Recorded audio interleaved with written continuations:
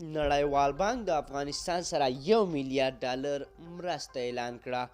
ویډیو را سره تر پایه وګورئ او چینل هم در سره سبسکرایب کړئ. نړیوال بانک له افغانستان سره څه باندې $1 میلیون بشردوستانه مرسته اعلان کړه.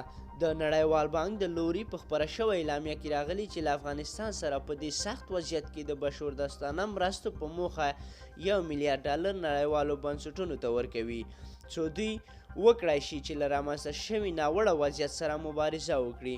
نړیوالې رسنۍ وایي دا $1 میلیارډ د هغو مرستو له ډلې دي چې په تیر کې له افغانستان سره ژمنه شوې وه، خو د نوي حکومت په راتګ سره یې ورکړه ځنډېدلې وه. نړیوال بانک وایي چې دغه پیسې به ملګرو ملتونو ته ورکوي څو په افغانستان کې له لوږې سره د مبارزې، روغتیایي سیستم د جوړېدو، وړتیاو د ساتلو او اقتصادي ودې په موخه وکارول شي. دا وه زموږ چمتو کړې ویډیو. د ښکلو ویډیوګانو لپاره له موږ سره پاتې شئ. تر بیا ښې چارې.